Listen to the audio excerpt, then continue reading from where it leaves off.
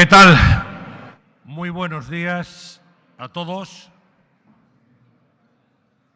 En nombre de José Luis Rodríguez, presidente de Nueva Economía Forum, les doy la bienvenida a un nuevo evento presencial y telemático del Foro de la Nueva Economía. Un foro que se lleva a cabo gracias al mecenazgo de Serveo, en nombre de cuyo CEO, Juan Ignacio Beltrán, les saludamos. Este evento se transmite desde el Casino Gran Círculo de Madrid por la plataforma Teams de Microsoft, en la que pueden dejar sus preguntas, y también por YouTube, donde podrá verse también en diferido. Hoy tenemos el gusto de recibir en esta tribuna a la ministra de Transportes, Movilidad y Agenda Urbana, Raquel Sánchez Jiménez. Raquel Sánchez es licenciada en Derecho por la Universidad de Barcelona y máster en Derecho del Trabajo y Seguridad Social por la Universidad Pompeu y Fabra. Desde 2014 y hasta julio de 2021 fue alcaldesa de la localidad barcelonesa de Gavà y forma parte de la ejecutiva del PSC de Gavà. En julio de 2021 fue nombrada por el presidente del Gobierno, Pedro Sánchez, ministra de Transportes, Movilidad y Agenda Urbana, un departamento de especial importancia en el Ejecutivo porque es el que tiene, como saben, un mayor volumen de inversión pública en infraestructuras y desarrollo urbano. Su ministerio, si me permiten la expresión, lo es por tierra, mar y aire.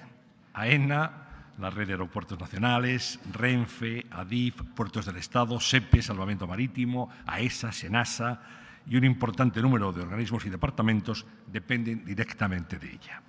Hoy vamos a escucharla aquí, en Nueva Economía Forum, para hacer una aproximación, para poner el foco en la realidad y en los proyectos de su departamento. Ministra, cuando quiera.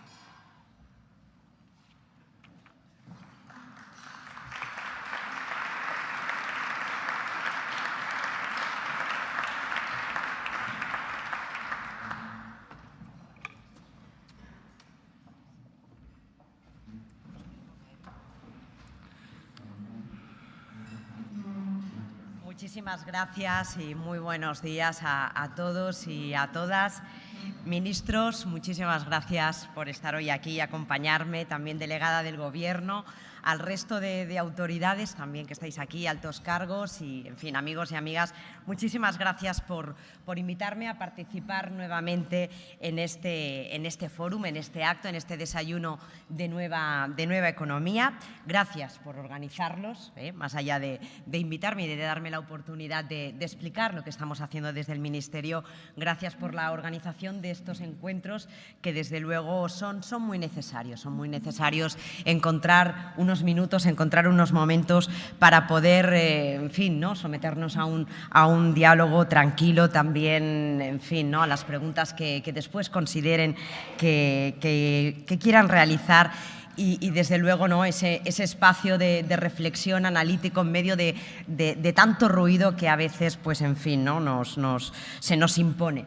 La verdad es que, ya lo saben, estamos en un escenario complejo, estamos y abordamos un nuevo curso político donde no podemos dejar pasar el contexto, no podemos dejar parar el contexto que vivimos. Desde luego nos hace estar muy atentos y nos hace trabajar muy duro. Trabajamos diariamente por la recuperación, por el crecimiento y por proteger a nuestros ciudadanos y ciudadanas, a nuestras empresas, a nuestra industria y también, desde luego, a nuestro planeta. Este Gobierno no descansa. Debemos estar a la altura de las circunstancias, a la altura de la ciudadanía y hacer frente a la situación actual, inimaginable hace tan solo unos meses. Y en eso estamos. Este Gobierno está centrado en eso. Me van a permitir una reflexión, porque a veces, entre el volumen de información diaria, no somos conscientes de la ingente cantidad de acciones que estamos tomando desde el Gobierno y desde el Ministerio que lidero. Casi a diario lanzamos un anuncio de nuevas medidas, convocatorias de subvenciones, avances en el Plan de Recuperación, Transformación y Resiliencia, licitaciones, adjudicaciones, puestas en servicio, viviendas que rehabilitamos y otras muchas medidas. Y este Gobierno no ha dejado de promover ayudas para estar al lado de quien más lo necesita, de proponer soluciones y políticas allí donde hagan falta. En la Unión Europea, en las comunidades autónomas, en foros internacionales, en círculos empresariales y donde sea necesario. Todo para alcanzar nuestro único objetivo, que es llegar a todos los rincones, ayudar a quienes más lo necesitan en esta difícil coyuntura. Y todo ello de la mano, insisto, de proteger también a nuestro planeta.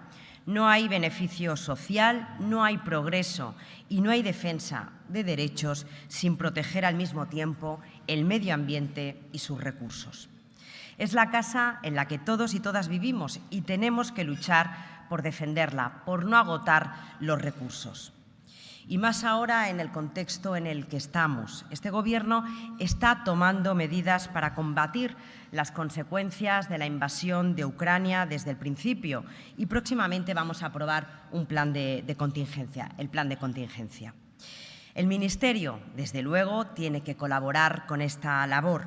Lo estamos haciendo con el plan de recuperación, gestionando el 25% del total, casi 17.000 millones de euros. Y lo que es más importante, todas estas inversiones son eminentemente verdes. Alrededor de un 75% tienen un elevado componente ambiental. Con ello vamos a conseguir reducir el 35% el tráfico privado en zonas de bajas emisiones y la reducción media del consumo de energía primaria no renovable superior al 40% en la rehabilitación de edificios. A modo de ejemplo, la componente verde de todo el plan es de 40 puntos, mientras que las actuaciones que llevamos a cabo desde el Ministerio están valoradas con 80 puntos sobre 100. Y como una de nuestras principales herramientas en esta transformación es el ferrocarril, el modo de transporte más sostenible, a él dedicamos en el plan unos 6.200 millones de euros para este modo de transporte, con las cercanías a la cabeza como servicio ferroviario más utilizado. La red de cercanías desplaza más de 500 millones de viajeros anuales, el 90% del total de usuarios del tren. Por ello, su papel es fundamental en la reducción de las emisiones. Las inversiones de 1.600 millones de euros en las que estamos trabajando en cercanías nos permitirán alcanzar el objetivo marcado por Europa de reducir en 2030 un 55% de las emisiones de gases de efecto invernadero con respecto al año 1990. Y aunque el ferrocarril sea el gran protagonista, estamos también transformando la movilidad de nuestras ciudades, convirtiéndola en una movilidad verde, social, humana, digital y territorialmente equilibrada. Ya habíamos iniciado esta transformación a través de la Ley de Movilidad y con el Plan de Recuperación hemos continuado con este objetivo y desplegado un gran abanico de inversiones y de medidas. Por ejemplo, las zonas de bajas emisiones y el fomento del transporte público que estamos impulsando junto con las comunidades autónomas y los ayuntamientos nos permiten transformar los desplazamientos en nuestras ciudades, impulsando la movilidad activa y sostenible y apostando por medios de transporte más limpios, como la bicicleta y el transporte colectivo. El pasado jueves, sin ir más lejos, cerrábamos la segunda convocatoria de ayudas a entidades locales para la implementación de esas zonas de bajas emisiones y el fomento del transporte público colectivo. La primera convocatoria fue un éxito, 1.000 millones de euros, con los que conseguimos que 171 municipios y más de 24,5 millones de personas cuenten con una mejor calidad del aire y proyectos de movilidad más humana y más saludable. Y ya están siendo una realidad. Este pasado mes de septiembre, más de un 80% de esos proyectos están realizándose, 521 actuaciones en ejecución y 11 que ya están finalizadas. Esta segunda convocatoria, que como les decía cerramos el pasado jueves con 500 millones de euros, también ha tenido una gran respuesta. 188 municipios han solicitado financiación de más de 730 millones de euros para actuaciones, 678 actuaciones de transformación urbana, para seguir evolucionando sus calles y sus ciudades, para actuaciones de renovación de flotas, de autobuses, cero emisiones, implementación de zonas de bajas emisiones, peatonalización de calles o mejoras de la red ciclista. En definitiva, para alcanzar el modelo de ciudad que desde el Gobierno defendemos y apoyamos, una ciudad humana y sostenible, ciudades de aire limpio pensada para y por las personas. Para tener esas ciudades, el papel de la vivienda, desde luego, y de la rehabilitación también es fundamental. La transición ecológica es impensable sin el poder, sin el papel transformador de nuestra política de vivienda. Tenemos un enfoque nuevo en el que la vivienda y la rehabilitación es clave para la sostenibilidad y la calidad de vida de nuestras ciudades y que, por supuesto, llegue a quienes más lo necesitan. Pero además, estas medidas tienen un efecto multiplicador y transformador en la economía, el crecimiento y también en la creación de empleo. Lo hacemos a través de la Ley por el Derecho a la Vivienda y los 6.820 millones de euros que dedicamos a nuestros hogares en el plan de recuperación. Invertimos en la rehabilitación residencial y la construcción de un nuevo parque de vivienda social basándonos en la eficiencia energética. Nuestro objetivo es rehabilitar 1,2 millones de viviendas hasta el año 2030, lo que supondrá un ahorro de energía primaria equivalente al 23% del ahorro del Plan Integrado de Energía y Clima. Invertir, por lo tanto, en rehabilitación es hacerlo en recuperación y en dinamizar también la economía. Preveemos crear más de 180.000 empleos con una aportación al PIB de 13.500 millones de euros. Un sector, el de la construcción, que se ha visto muy amenazado en anteriores crisis, pero que actualmente cuenta con 1.400.000 personas empleadas, la mayor cifra de los últimos 11 años. Esto supone trabajo para pequeñas y medianas empresas, para las que inyectamos una oportunidad única de desarrollo. Y esto, que hasta ahora era un propósito, ya se está convirtiendo en realidad. De los 6.820 millones de euros para vivienda, ya hemos transferido o asignado a las comunidades autónomas más de la mitad. Eso significa, por ejemplo, que el 80% de los hogares ya pueden pedir estas ayudas y sé que en poco tiempo y gracias al esfuerzo de las comunidades autónomas vamos a llegar al 100%. Desde un primer momento hemos contemplado el ahorro de energía, el uso de fuentes de energía renovables y la tecnología en la mejora de las viviendas existentes y en la construcción de nuevas viviendas. Por poner un ejemplo, las rehabilitaciones en viviendas que supongan una reducción de un 7% del consumo de energía se podrán financiar hasta un 40% en su coste. Continuamos con importantes avances dentro del plan de recuperación. Nos apoyamos en el plan, por lo tanto, para defender uno de los sectores más relevantes de nuestra economía, sus trabajadores, y también estamos implementando medidas en otro sector, como decía, que es igualmente importante, que es el del transporte. Hoy mismo vamos a sacar la convocatoria de subvenciones para la formación en el transporte y la movilidad por un importe de 11 millones de euros. Con este programa y con esta convocatoria que busca la formación en la sostenibilidad y la digitalización del transporte, conseguimos formar a casi 12.000 personas hasta diciembre del 2025, subvencionando en algunos casos hasta el total de la formación. La convocatoria de hoy asciende a 10,5 millones de euros, pero con las convocatorias posteriores estaremos y podremos alcanzar los 33 millones de euros. Desde el Ministerio que dirige siempre hemos trabajado por defender y proteger a los transportistas. Cerrábamos también este pasado viernes el plazo de las ayudas directas a los transportistas por un importe de 450 millones de euros por el alza de los precios de los combustibles, ayudas de hasta 1.250 euros por camión que se suman a las ayudas que ya sacamos el pasado mes de marzo.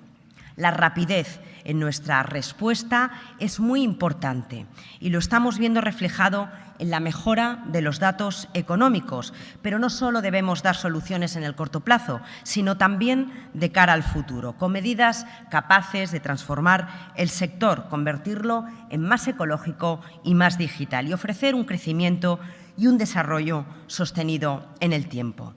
Este es el objetivo de los acuerdos a los que llegamos con el sector del transporte el pasado mes de marzo y también de la formación que queremos garantizar con estas ayudas. No existe progreso si no existe formación. Es fundamental y por ello queremos que sea accesible para todos y para todas las profesionales.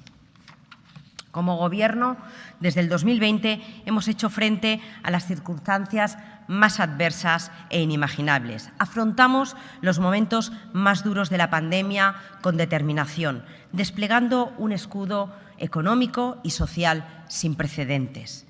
Decidimos salir de aquella crisis de la mano, aliviando el sufrimiento de quienes más lo padecían y al mismo tiempo sentando las bases de un modelo más justo y sostenible.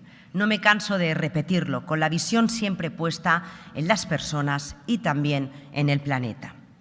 El presidente ha estado ahí, defendiendo nuestros intereses, consiguiendo los recursos necesarios en un plan de recuperación que nos beneficia a todos y a todas. Es el mismo camino que estamos siguiendo ahora, cuando la invasión rusa en Ucrania pone a prueba la fortaleza de las democracias europeas y de nuestro sistema de valores. Lo hicimos en la pandemia y lo volvemos a hacer ahora. Estamos realizando la mayor movilización de recursos públicos de la historia para atender las urgencias y mitigar la espiral inflacionista. Hemos bonificado hasta la gratuidad del transporte público, hemos aumentado la cuantía de las becas y de las percepciones que reciben los más vulnerables, hemos limitado la subida de los alquileres, hemos protegido a sectores como el del transporte, el agrario, el pesquero y aquellas industrias intensivas en el uso del gas. Hemos rebajado los impuestos a la electricidad y al gas y vamos a rebajar los impuestos de las rentas medias y bajas, es decir, de quien más lo necesita. Son medidas que están funcionando y que han logrado frenar el IPC. Hemos conseguido que haya bajado este mes de septiembre al 9%, 1,5 puntos menos respecto al mes de agosto. Se modera así la inflación por segundo mes consecutivo y prevemos que siga esta tendencia en los próximos meses. Sí que es verdad que sigue estando en unos niveles que son inaceptables, pero sin haber tomado estas medidas, sin haber aplicado estas medidas, fácilmente habría escalado al 15%. Son medidas que, junto con los fondos europeos, están permitiendo que las previsiones de crecimiento de España supere a la zona euro, así como también están permitiendo una favorable evolución del empleo y de la afiliación. En el segundo trimestre del 2022, España fue la economía grande europea que más creció y se espera que lo siga siendo hasta el final de año. Vamos a cerrar este mes de septiembre con unos 40.000 afiliados más en la Seguridad Social, el doble de los incrementos que se venían registrando en los meses de septiembre antes de la pandemia. Estos resultados no han caído del cielo. Son gracias a la valentía, al diálogo y al esfuerzo que supone adoptar medidas cuando son necesarias. Este país y este Gobierno hemos sido líderes en la recuperación económica, en proponer y en conseguir las medidas que Europa y España necesitaban para dar oportunidades, para reducir la dependencia energética y para apoyar a todos y cada uno de los sectores que dan vida a nuestra economía. Y volviendo al Ministerio que dirijo, además de nuestro papel protagonista en el Plan de Recuperación, Transformación y Resiliencia, seguimos tomando medidas para paliar las consecuencias de la invasión de Ucrania. La inversión que estamos haciendo desde el Gobierno y desde este Ministerio es ingente. Esto hace que a veces nos perdamos en las grandes cifras y no nos permitan darnos cuenta de su importancia real. 11.000 millones de euros que ya hemos movilizado del Plan de Recuperación, casi 4.700 millones de euros invertidos por este Ministerio solo en el primer semestre de este año. Licitaciones superiores a los 3.100 millones de euros desde que estamos en el Gobierno.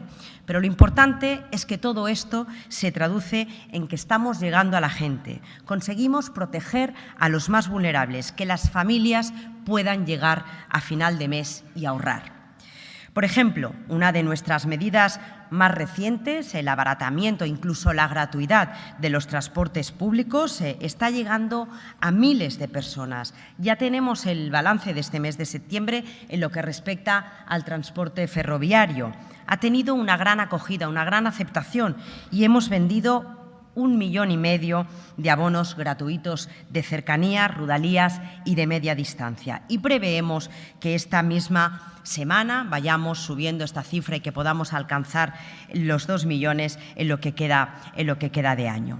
Además, los datos de viajes ya realizados muestran que esta medida está funcionando. Durante el mes de septiembre se han incrementado los viajes globales en cercanías en más de un 24% con respecto al año pasado y en media distancia se han incrementado en torno a un 40%. Si unimos esto con los datos de disminución del tráfico de acceso a las ciudades, estamos viendo cómo esta medida verdaderamente está funcionando. Ciudadanos y ciudadanas eligen nuestro transporte público porque representa un importante ahorro para las familias y una gran mejora medioambiental.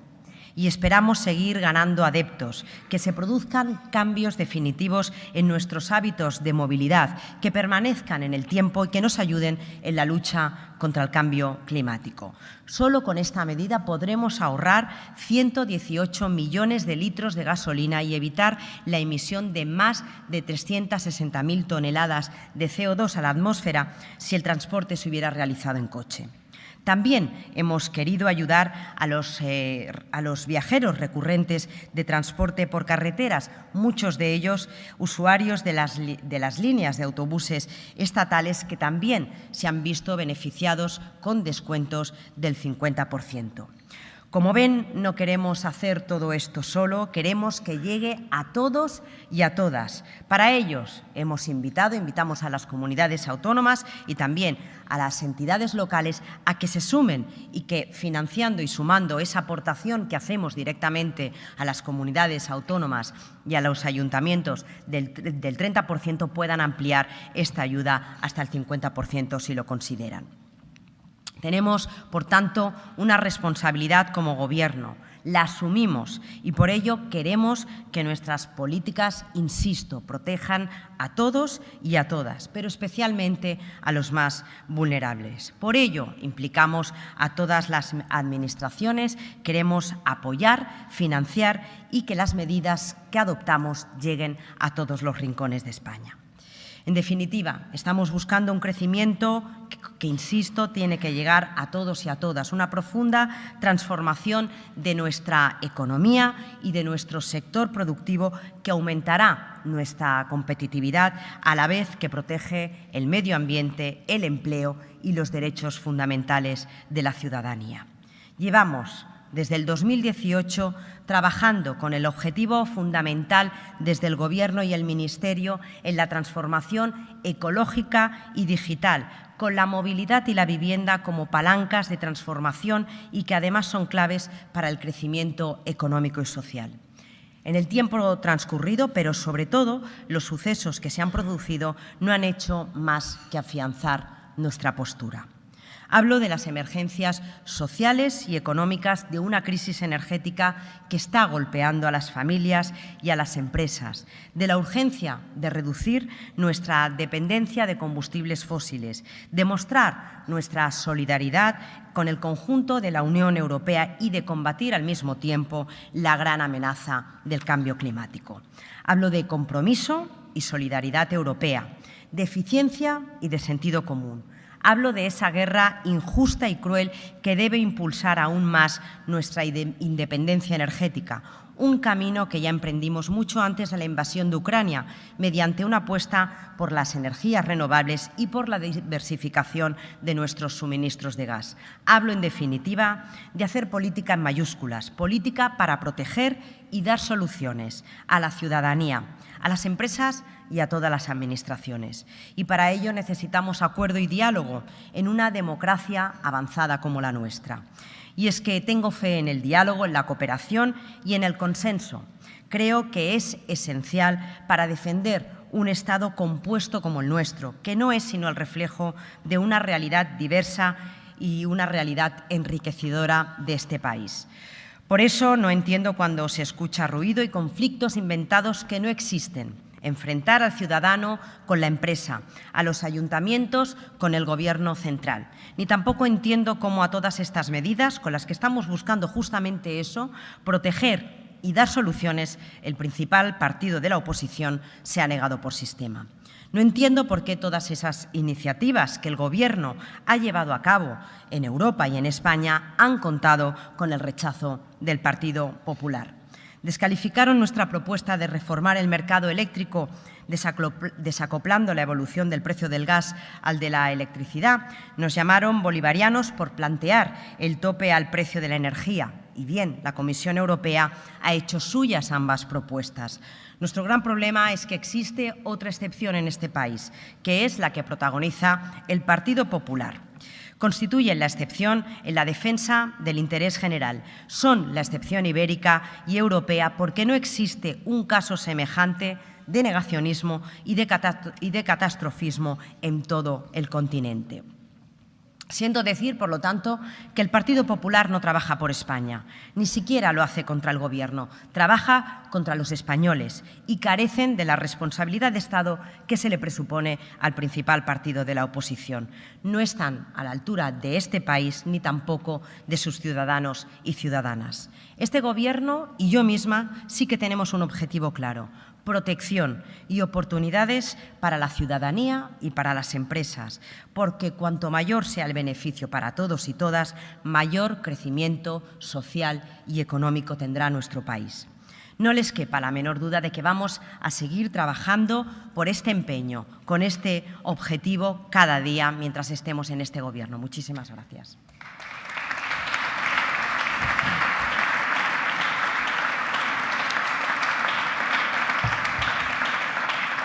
Muchas gracias, ministra. Y como se puede imaginar, hay muchísimas preguntas de todo tipo. Vamos a intentar agruparlas para que entren las máximas posibles.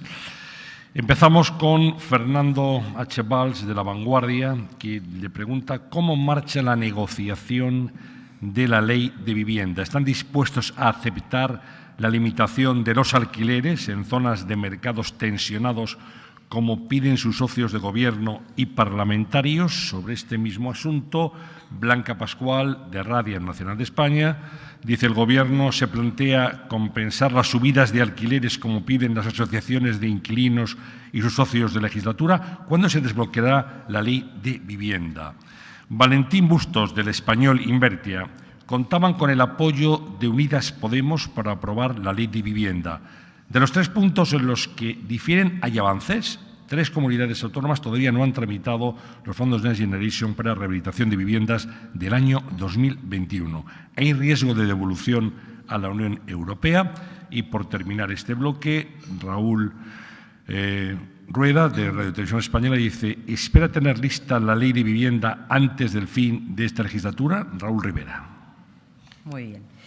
Pues contesto primero en bloque a las preguntas sobre la negociación de la ley de vivienda. Bien, saben que esa ley está ahora mismo en negociación parlamentaria. Nuestra intención, evidentemente, nuestra voluntad, y porque además es uno de los compromisos que recoge el Plan de Recuperación, Transformación y Resiliencia, es aprobar esa ley de vivienda, la primera ley de vivienda de la democracia y una ley absolutamente fundamental para dar respuesta a las necesidades de vivienda vivienda y garantizar ese derecho que reconoce la Constitución, que los ciudadanos y las ciudadanas tengan derecho a acceder a una vivienda digna y asequible. Esa negociación es una negociación intensa, es una negociación ardua. Quiero recordar que se presentaron más de 800 enmiendas, 836 para ser exactos, y que estamos en ese proceso de negociación. Hemos conseguido transaccionar cerca de 400 y, por lo tanto, en fin, hay que poner en valor ese esfuerzo negociador y que yo soy optimista en que conseguiremos alcanzar ese acuerdo. En cuanto a la negociación con nuestros socios de Gobierno, bien, quiero decir que la propuesta de esa ley que llegó al… No, da igual. La negociación de esa… No, da igual. La negociación de esa ley y la propuesta que se remitió a las Cortes Generales fue una propuesta que salió y que surgió del consenso precisamente de las dos formaciones políticas que formamos el Gobierno, y por lo tanto es un proyecto del Gobierno que es verdad que hay que acabar de hacer ajustes, y que por otra parte en ese proyecto de ley ya existía una previsión específica sobre la regulación del precio de los alquileres en zonas tensionadas. La definición que se hacía es que en aquellas zonas que por parte de las comunidades autónomas se definan como zonas tensionadas y se tiene que responder y se tienen que cumplir una serie de criterios, las comunidades autónomas pueden activar esa calificación de zonas tensionadas y se introducen una serie de criterios para contener una subida desorbitada de los precios de los alquileres. Por lo tanto, esa medida ya existía, ya se proponía para aplicar a los grandes tenedores, por una parte, grandes tenedores, personas jurídicas, y ahí también se están definiendo, ¿no?, esa figura del gran tenedor hasta dónde se extiende, y por otra parte, para las personas físicas se contemplaba también un régimen de beneficios fiscales para poder también introducir una serie de incentivos para que no se produjeran pues esos incrementos, dijéramos, ciertamente desorbitados. Bien, todos estos extremos están todavía en la mesa de negociación e insisto, están en trámite de negociación parlamentaria. Por lo tanto, en fin, vamos a respetar esa negociación, vamos a exigir y a pedirnos la prudencia necesaria para avanzar, ¿no?, el contenido final de esa ley, pero desde luego yo soy optimista.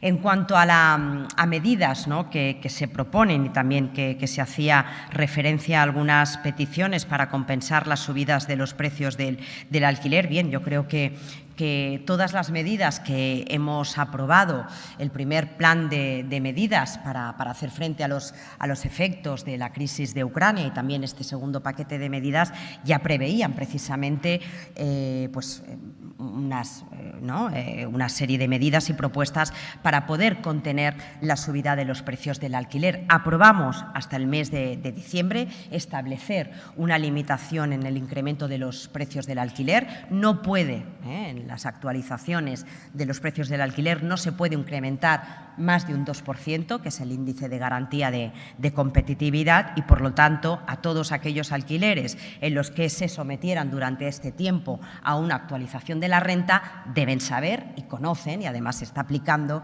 que esa renta no se puede incrementar más del 2%, a no ser que exista un acuerdo entre las partes. Pero si no existe acuerdo entre las partes, ese máximo será del 2%, que es el límite que marca el índice de garantía de competitividad en estos momentos. Y también me preguntaban sobre las convocatorias que están realizando las comunidades autónomas. Bien, yo aquí lo que sí que pediría también es un esfuerzo de rigor. No se puede decir lo mismo de todas las convocatorias y de todos los programas de las convocatorias. Y con respecto a las convocatorias que estamos lanzando desde este Ministerio, bien, nosotros lo que podemos decir es que somos altamente positivos respecto a esas convocatorias que se están lanzando por parte de todas las comunidades autónomas. La mayoría de comunidades autónomas ya han lanzado todas las convocatorias, salvo alguna excepción, ¿no?, que nos consta que se van a corregir en esta semana. Yo creo que es una única comunidad autónoma la que no ha lanzado las convocatorias para los programas de rehabilitación de vivienda, pero como les decía en mi intervención, ¿no?, hemos activado más de 11.000 millones de los 17.000 millones que gestiona este ministerio. Hemos transferido más de la mitad a las comunidades autónomas y que ya se están ejecutando esas actuaciones. Lo que pasa que sí que es verdad que hemos tenido un año, ¿no?, este año, en el que ha sido sobre todo, ¿no?, de aprobar, de reunirnos con las conferencias sectoriales, precisamente con las comunidades autónomas, para acordar los plazos de las transferencias, para acordar también cómo debían ser esas convocatorias, y durante lo que queda de este año y sobre todo durante el 2023, evidentemente esos fondos se tienen que ejecutar. Y además también lo saben las comunidades autónomas, lo saben también las entidades locales, el propio plan define y recoge cuáles son los hitos intermedios, es decir, cuáles son los objetivos que se deben cumplir durante unos plazos muy determinados, muy concretos, ¿no?, que definen tanto inversiones que se tienen que movilizar, convocatorias que tienen que estar abiertas, concesiones que se tienen que haber resuelto de subvenciones, ¿no?, actuaciones, incluso cuando hablamos de rehabilitaciones, ¿no? Por ejemplo, hay un hito, que es que a final del 2023 se hayan alcanzado las 160.000 actuaciones de rehabilitación, y si no se cumplen esos hitos intermedios, evidentemente se procederá a una redistribución entre todas aquellas comunidades autónomas que sí que están cumpliendo con estos objetivos, ¿no? Por lo tanto, también, ¿no?, yo no dejo de insistir en pedir que las comunidades autónomas, evidentemente, ¿no?, pues hagamos todos nuestro trabajo, y nos consta por las reuniones que estamos manteniendo en la conferencia sectorial que se están realizando esas convocatorias. También, y la pasada semana mantuve también una reunión, ¿no?, con los representantes del sector de la construcción, y aquí pues hay algunos de los presentes que nos acompañaron en esa reunión, para pedir también al sector privado, es decir, a las empresas constructoras, a las promotoras, a las empresas financieras, a las empresas, ¿no?, responsables, ¿no?, energéticas y de suministros, que sobre todo centremos nuestros esfuerzos en cumplir esos proyectos, esas actuaciones, que somos un gobierno y un ministerio dialogante, que queremos detectar dónde están esos cuellos de botellas para asegurarnos que no se frustra la consecución de los recursos del plan de recuperación, y por lo tanto es verdad que estamos en unos momentos complejos, pero desde luego yo soy optimista en que seremos capaces, ¿no?, y además no nos podemos permitir el desaprovechar la oportunidad de transformación que nos brindan los fondos europeos.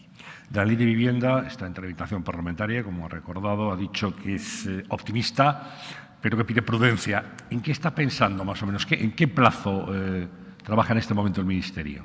Bueno, a nosotros nos gustaría poder aprobarla en breve, quiero decir, durante lo que resta de año nos gustaría tener aprobada esa ley. ¿Y será posible, creo? Yo soy optimista y por lo tanto tiene que ser posible. Bien. Bueno, otro bloque de preguntas desde Radio Televisión Española. Le preguntan por la valoración de la regulación territorial de las VTCs, especialmente en Cataluña y en Valencia. Alberto Oliver, de la Asamblea de Madrid, ¿tiene pensado el Ministerio revisar la LOT para armonizar el sector de las VTCs, habida cuenta de las crecientes diferencias en su aplicación de las distintas comunidades autónomas? Y David Fernández Vaquero dice, debido al alza de la nueva movilidad en España, el viejo decreto Ábalos favorece monopolios del taxi en perjuicio de las VTCs y nuevas formas de movilidad de los ciudadanos. ¿Qué medidas tiene previstas, ministra, sobre este vacío, y si revierte a ustedes las comunidades autónomas que no las han regulado?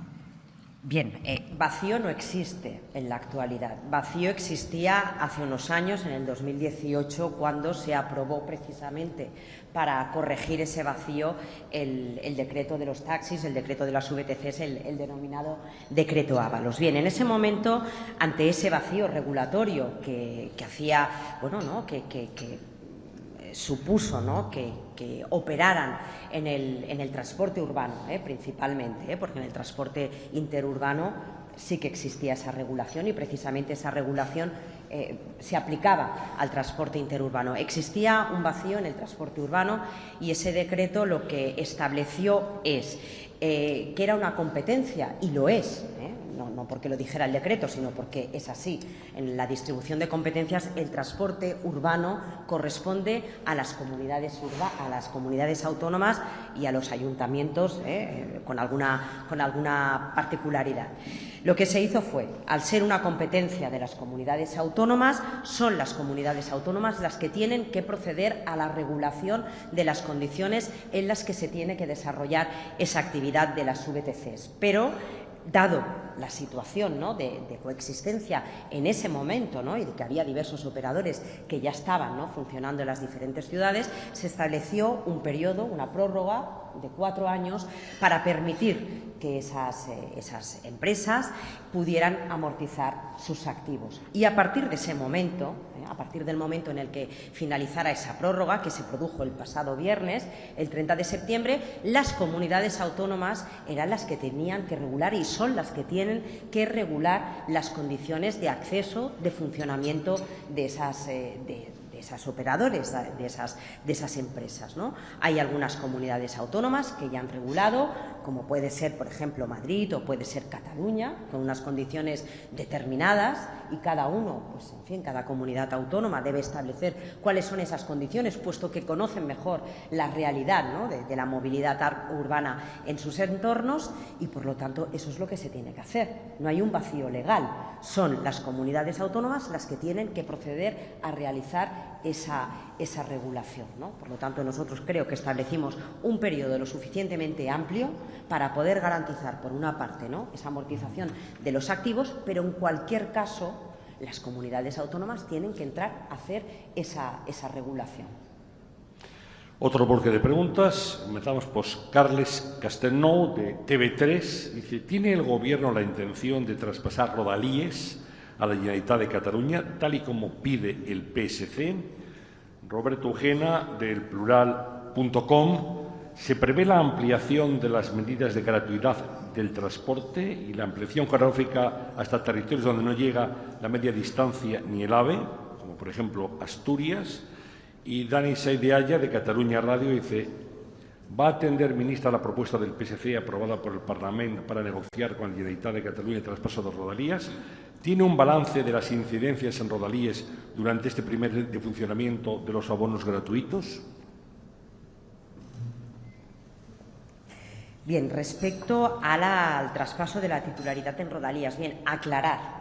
La titularidad del servicio de Rodalías ya es de la Generalitat y lo es desde hace ya algunos años. Y respecto a la propuesta, a la resolución aprobada también por el PSC, decir que lo que solicita el PSC y lo que plantea el PSC es lo mismo que desde el Gobierno se establece en cuanto a la negociación de algunas cuestiones que sí que quedan pendientes con la Generalitat de Cataluña, como es el traspaso de los recursos económicos y financieros para poder proceder, ¿no?, a formalizar el contrato entre la Generalitat de Cataluña y Renfe. Nosotros lo que decimos es, vamos a seguir avanzando, ¿no?, en el siguiente hito que tenemos por delante, que es el de poder hacer efectiva esa transferencia directamente de los recursos para pagar al operador, que es Renfe, a la Generalitat, y no que sea el Ministerio y el Gobierno, en este caso, el que tenga que proceder a pagar al operador. Esa negociación está en marcha, esa negociación se está dirimiendo en la Comisión de Asuntos Económicos y Financieros, ¿no?, y por lo tanto nosotros lo que le pedimos a la Generalitat es eso, es lo que pedimos y lo que solicitamos y lo que proponemos desde el Ministerio, que es lo mismo que se recoge en esa resolución propuesta por el PSC, ¿no? Por lo tanto, no hay ninguna discrepancia y en eso estamos, ¿no? Ahora es difícil, ¿no? Quizá es difícil negociar durante estos días con el Govern de la Generalitat, y es verdad que este es un Gobierno abierto al diálogo, al consenso. Yo creo que lo hemos demostrado, y especialmente en Cataluña, donde la situación ahora es muy diferente ¿no?, a la de hace algunos años. Eso está dando sus frutos, y nosotros lo que queremos es, bueno, pues tener un interlocutor estable en el Govern de la Generalitat para poder afianzar en ese marco de acuerdos que se han establecido. En cuanto a las medidas de la gratuidad del transporte público, el 100% en rodalías y media distancia, bien, como yo decía en mi intervención, estamos muy satisfechos de esa medida. Yo creo que ha tenido una acogida increíble, fantástica por parte de los usuarios y de las usuarias. Obedecen a un doble objetivo, que es el de aliviar las economías domésticas, el de aliviar, ¿no?, el gasto que sufren pues la clase media y trabajadora en este país, pero también nos ha permitido, ¿no?, reducir el impacto, la subida de la inflación. Siempre lo hemos dicho, nosotros estamos monitorizando el impacto de esas medidas, el éxito de esas medidas lo está siendo, y por lo tanto, cuando llegue el momento oportuno, y si puede ser antes, anunciaremos esa decisión de mantener o no mantener esa gratuidad en el transporte público, así como las ayudas que estamos también ofreciendo a las comunidades autónomas y también a los ayuntamientos, ¿no? Y también en este debate, y a raíz de la pregunta que realizabas, ¿no?, sobre aquellos territorios en los que no llega la media distancia, aquellos territorios a los que no llegan las cercanías. Bien, recordemos que el Gobierno también activó una ayuda, una subvención del 50% para el transporte colectivo terrestre en aquellas líneas que son de titularidad del Estado, es decir, para aquellas líneas de autobuses que normalmente son las que cubren esos territorios a los que no llega el transporte ferroviario, con un 50%, y que también ofreció esa ayuda, y está activa esa ayuda, para las comunidades autónomas y para los ayuntamientos. También valoraremos si hay que mantenerlas, evidentemente, con el conjunto de esas medidas. Y también a mí me gustaría recordar precisamente que ya estamos trabajando en la respuesta de movilidad o de dar satisfacción a las necesidades de movilidad en esos entornos más rurales o más despoblados. Este es uno de los objetivos fundamentales de la Ley de Movilidad Sostenible. Esto es uno de sus objetivos, es decir, no solo hablar de las grandes infraestructuras, del desarrollo de las grandes infraestructuras, de la red convencional, de la alta velocidad, sino también, no lo olvidemos, de dar respuesta a esas necesidades de movilidad de los entornos rurales. Hemos constituido la Mesa de Movilidad Rural, estamos ya aplicando, implementando modelos que son innovadores, ¿no?, como por ejemplo el proyecto Por Cuenca, ¿no?, que se trata, ¿no?, y sobre todo que es analizar esas necesidades de movilidad en entornos más rurales, hacer uso, ¿no?, de los diferentes modos de transporte, porque yo creo que la clave también en esas soluciones de movilidad es la intermodalidad, y también saber aprovechar el uso de las nuevas tecnologías, la digitalización del transporte, el manejo de los datos abiertos para poder, ¿no?, manejar las diferentes soluciones de movilidad en cada territorio y poder, por tanto, satisfacer a los ciudadanos y los ciudadanas. Lo que no es razonable ni sostenible y es ineficiente es que tengamos trenes que en los trayectos con más ocupación tengamos a 14 personas ocupando un tren. Eso es absolutamente ineficiente y es algo que también pretende corregir la Ley de Movilidad Sostenible, ¿no? En los últimos años, haciendo un análisis, ¿no?, de las ineficacias que el sistema, ¿no?, que las infraestructuras, ¿no?, nos han arrojado en los últimos años, pues se pueden situar en un entorno de los 8.000 millones, ¿no? Pues eso no puede seguir ocurriendo, ¿no? Y, por tanto, nuestra política de movilidad va en ese sentido. Sí, ha hecho referencia, obviamente, cuando habla de rodalías, a la situación, digamos, muy complicada que vive en este momento el Gobierno de Cataluña. Como buena conocedora, que es usted de la política catalana durante muchos años, ¿qué análisis hace de este enconamiento absoluto en el ¿Qué análisis hace de este enconamiento absoluto que hay en el seno del Govern de Cataluña entre Junts y Esquerra Republicana? Bueno, a nosotros la verdad es... ¿Y cómo afecta eso a la gobernabilidad de Cataluña y a su relación con el resto de España? Bueno, yo creo que sobre todo es es una situación que no es buena, no es positiva, desde luego, para los catalanes y para las catalanas, pero yo creo que también para el conjunto de España, ¿no? Yo creo que Cataluña es fundamental para el desarrollo económico, social, ¿no?, de este país, y nosotros siempre lo hemos dicho, ¿no? A España le va bien si a Cataluña le va bien, y a la inversa funciona de la misma manera, ¿no? Nosotros, evidentemente, no queremos, ¿no?, intrometernos en cuestiones, ¿no?, de instituciones, en este caso del Govern de la Generalitat, pero sí que nos gustaría, evidentemente, pues que esa inestabilidad, ¿no?, flagrante desde hace ya muchos meses en el Govern de la Generalitat se resolviera. Desde luego, yo creo que el Partido Socialista, ¿no?, tanto el Gobierno de España, el PSOE, como también el PSC en Cataluña, estamos demostrando que nosotros estamos a lo que tenemos que estar, en dar respuestas en una situación muy compleja, dar respuestas a los ciudadanos y a las ciudadanas, en fomentar el diálogo, el acuerdo y el consenso con las comunidades autónomas, y en este caso, ¿no?, en promover un escenario de diálogo y una mesa de diálogo que ha dado frutos en esa estabilidad política, pero también, ¿no?, en ese clima de calma social que se vive en Cataluña, a diferencia de lo que ocurría hace algunos años.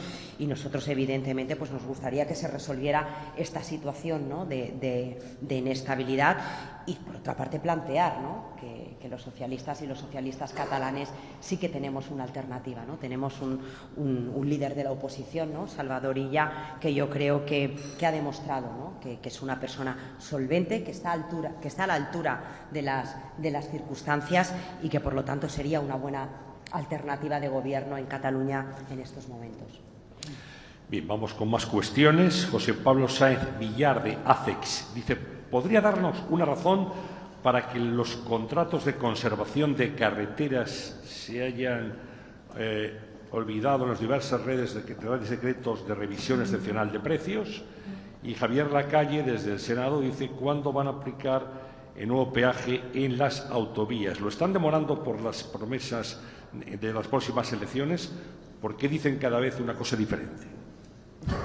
Bueno, en relación a esta última pregunta, bueno, yo me remito a las hemerotecas, y creo que no he dicho una cosa diferente en mis diferentes intervenciones. Vamos a ver, nosotros, cuando adoptamos en 2018 una decisión, que era el de no prorrogar los peajes en las autopistas que llegaran a la finalización del plazo de su concesión, lo prometimos y lo hemos ido ejecutando. Dicho eso, también es cierto que hemos abierto un debate, pero yo creo, ¿no?, que sobre todo hemos avanzado, ¿no?, en el camino por el que tenemos que discurrir en los próximos años, que es el de plantear un sistema de financiación de la red de carreteras, al igual que se hace en el resto de países de la Unión Europea.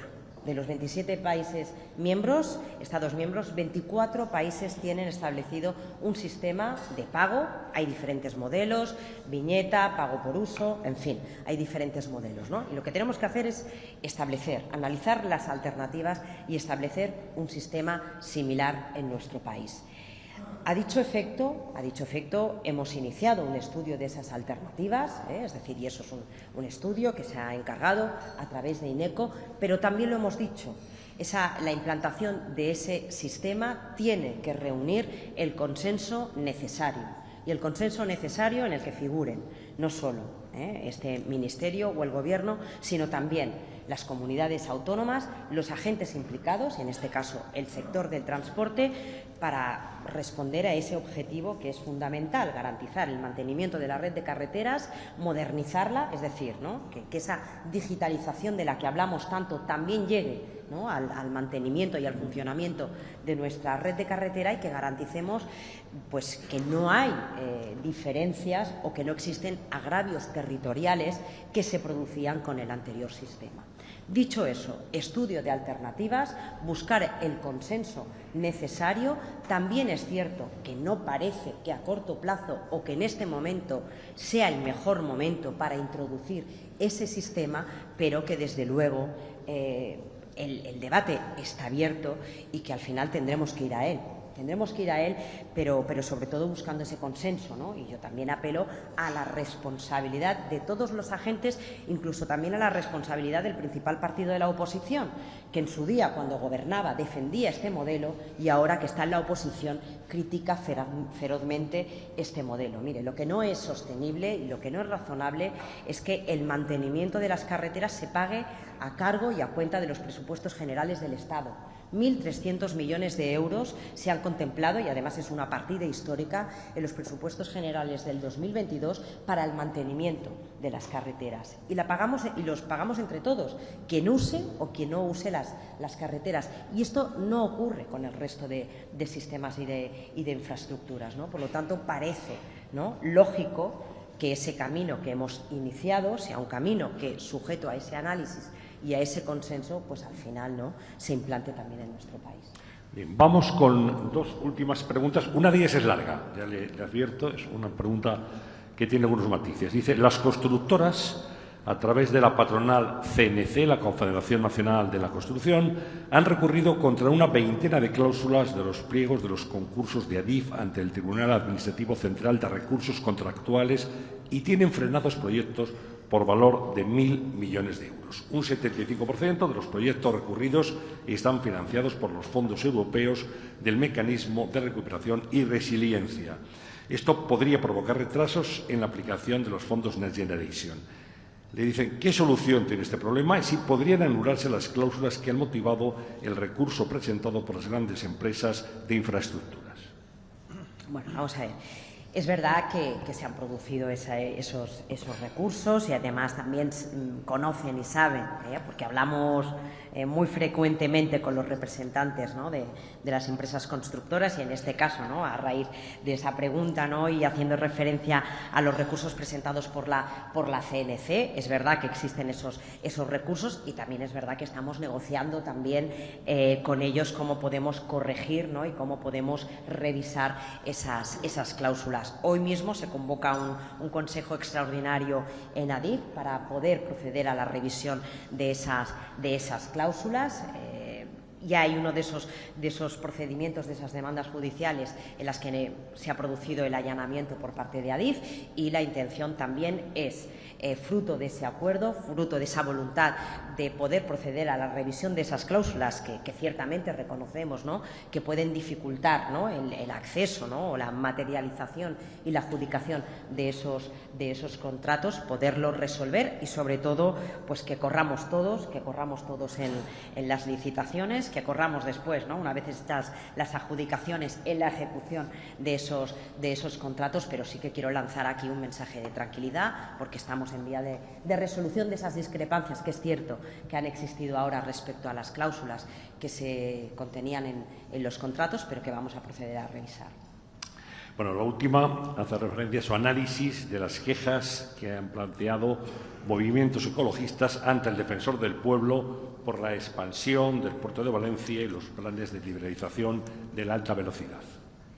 Bueno, yo la verdad es que, en fin, ¿no?, sabemos, ¿no?, que cuando estamos hablando de grandes infraestructuras, ¿no?, pues siempre hay, sobre todo, yo creo, ¿no?, que hay una serie de externalidades positivas, indiscutiblemente, pero también es cierto, pues que hay una sensibilidad ambiental, hay una sensibilidad ecológica que nosotros compartimos, ¿no?, y que, por tanto, somos los primeros que cuando planificamos una infraestructura, donde sea, ¿no?, pues somos los primeros que nos hemos sometido también a unos exigentes controles, ¿no? Todos los grandes proyectos tienen que llevar, evidentemente, aparejada pues una declaración de impacto ambiental, ¿no?, una serie de medidas compensatorias en el caso en el que haya una afectación ambiental y, por lo tanto, todos estos proyectos, los relativos al puerto de Valencia como el desarrollo del resto de infraestructuras, tienen que plantearse, ¿no? Respecto al puerto de Valencia, sí que es verdad que hay un movimiento, pero también yo creo que hay un planteamiento, ¿no?, que se está realizando, ¿no?, que es diferente al inicial, precisamente, ¿no?, pues para poder corregir ese impacto medioambiental que se había planteado en un inicio y, por lo tanto, yo creo que es un proyecto que está bastante bien encauzado. Y respecto a la liberalización de la alta velocidad. Bien, yo creo que este país ha sido pionero en la liberalización de la alta velocidad, ¿no? Tenemos una red de alta velocidad que es de las mejores del mundo, de hecho, es la primera de Europa y la segunda mejor del mundo por detrás de China, que hemos hecho un esfuerzo entre todos y todos por construir una red ferroviaria pues increíble, fantástica, ¿no? Con una extensión pues que recorre todo nuestro territorio y que por lo tanto también tenemos que ser capaces de aprovecharla al máximo y además también ser capaces de democratizar la alta velocidad para los ciudadanos y las ciudadanas. Y eso es lo que hemos hecho y eso es lo que estamos consiguiendo a través de la alta velocidad. Y que cuando estamos invirtiendo en alta velocidad, a mí me gustaría también introducir ese matiz, no solo estamos invirtiendo en sí en la alta velocidad, estamos consiguiendo también que las líneas, ¿no? que los servicios de cercanías, que los servicios regionales, que la media distancia también mejoren, que tengamos mejores conexiones en nuestros nodos de transporte, ¿no? Por lo tanto, en fin, hay ese debate, ¿no?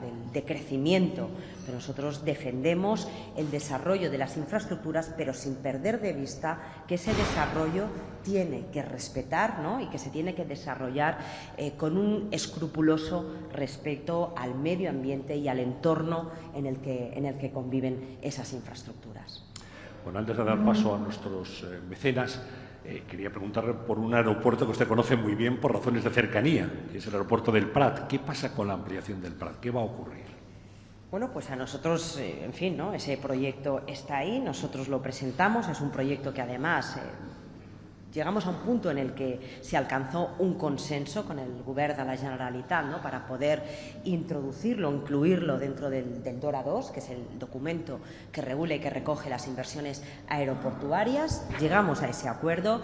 Unas semanas después, el Govern de la Generalitat, por discrepancias internas, se retiró de ese proyecto. Nosotros seguimos pensando, yo sigo pensando, que es un buen proyecto para Cataluña, que es un buen proyecto para España, que nos permitiría tener un hub intercontinental, ¿no? y dar respuesta a esas necesidades de conexión con Asia, ¿no? Y que por lo tanto complementaría muy bien nuestra red de infraestructuras aeroportuarias. Hoy por hoy no parece que se haya movido nada en el Govern de la Generalitat y, por lo tanto, en fin, ese proyecto está ahí. Cuando exista ese consenso, seremos los primeros que seguiremos trabajando en el mismo. Perdimos una ventana de oportunidad, quiere introducirlo en el DORA II, tendremos que esperar al siguiente DORA. No se pueden realizar modificaciones del DORA si no es por unas causas tasadas en la ley, que en este caso no se daría, ¿no? Por lo tanto, hemos perdido esa oportunidad por el momento, pero no renunciamos al proyecto. Muy bien, pues antes de darle a usted el último minuto para las conclusiones, me va a permitir que le damos la palabra a Juan Ignacio Beltrán, CEO de Serveo, empresa que con su mecenazgo ha hecho posible este foro de Nueva Economía. Cuando quiera. Muchas gracias. En primer lugar, me gustaría agradecer a Nueva Economía Forum el haber organizado este encuentro. Yo creo de verdad que sois una referencia en la organización de desayunos informativos y de jornadas de este tipo, y estáis en la vanguardia de la actualidad y de los temas que yo creo que nos interesan a todos. También me gustaría agradecer a todos los que estamos acompañando a Raquel Sánchez, ministra de Transportes, de Movilidad y Agencia Urbana, y donde hemos tenido la oportunidad de conocer su visión del estado actual y también conocer el desarrollo futuro en materia de transportes, de movilidad y de vivienda. Para nosotros es un tema muy importante. Apenas hace un año que cambiamos nuestra marca de Ferrovial Servicios a Serveo y estamos presentes en muchísimas infraestructuras de transporte y de movilidad en España y queremos seguir estándolo.